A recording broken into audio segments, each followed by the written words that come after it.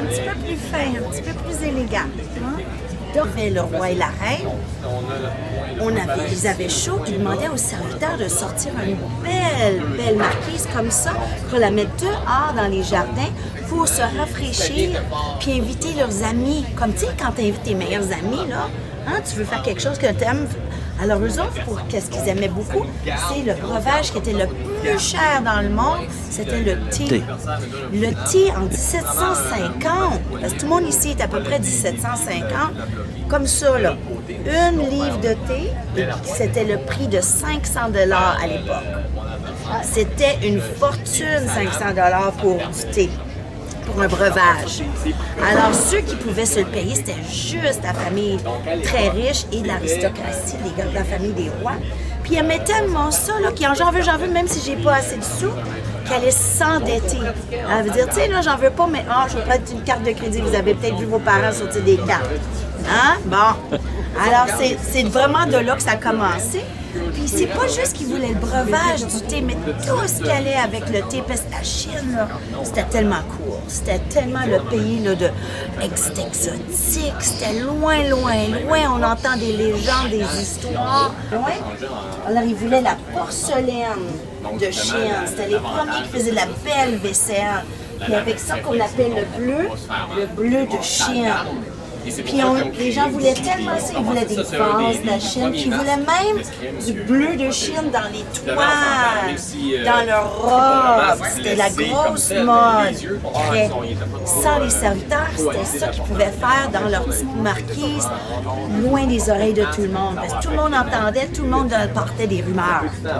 Puis tout le monde était super jaloux un de l'autre. Tout le monde voulait des choses des autres aussi. Alors, je vais en parler juste à mes amis plus intimes, ici. Puis ça, des chaises comme ça, vous avez peut-être jamais vu ça, c'est des répliques de chaises du 17e siècle en France. Alors, il était en bois foncé. La noblesse, c'est toujours du bois foncé. C'est d'habitude du chêne et c'est du bois franc. Comparé à le beau bois qu'on avait ici au Québec, était du bois peint pâle. Comme ça, le banc là-bas, tu vois, il est pâle. C'est du bois de pin qui est pâle.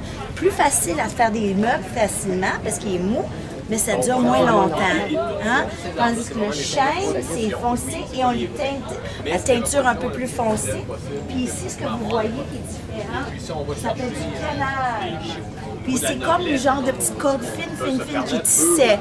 Ici, on fait des raquettes avec des babiches, la babiche, puis on faisait des chaises avec la babiche pour les habitants.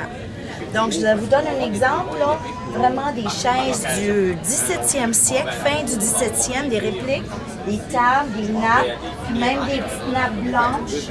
Pas des nappes blanches, les habitants n'auraient jamais des nappes blanches, parce que ça salit très vite. Puis quand ça salit très vite, ben c'est taché. Plus que c'est blanc, plus ça veut dire pas taché, on a les moyens de la faire laver ou le plus fin. Et la brodée. Ici, puis c'est tout brodé à la main. Alors, ça montre juste qu'on a des moyens très, très fins d'avoir des belles choses. Vous avez sans doute aussi vu des endroits où il y a des belles choses dans les musées ou chez maman, chez grand-papa. Ils ont leurs trésors à eux. Hein? C'est des trésors, des choses c'est important à nous. Puis à eux, ben c'était ça leur trésor à eux autres aussi.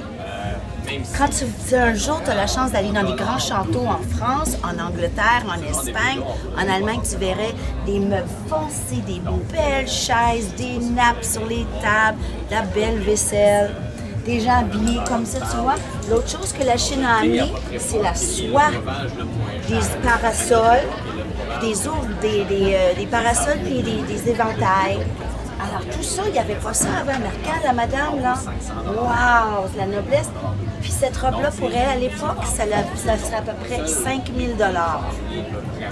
Elle en aurait peut-être une vingtaine. Toute cousue à la main, puis toute brodée à la main. Il y avait de la broderie à la main, puis un peu plus tard, ça, on appelle ça des imprimés.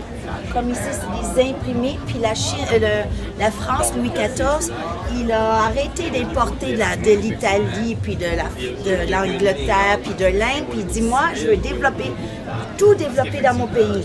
Alors, si toi, tu veux être un grand tisseur, tu ferais de la broderie, puis c'était les hommes qui faisaient de la broderie, oh, mais je vais installer une compagnie juste chez nous pour faire de la broderie. Puis on va fabriquer la soie en France. Puis on va faire le lin en France. Puis la dentelle en France. Puis comme ça, toutes les grandes dames de noblesse, à la place d'acheter de partout des autres pays, vont acheter de chez nous. Ouais.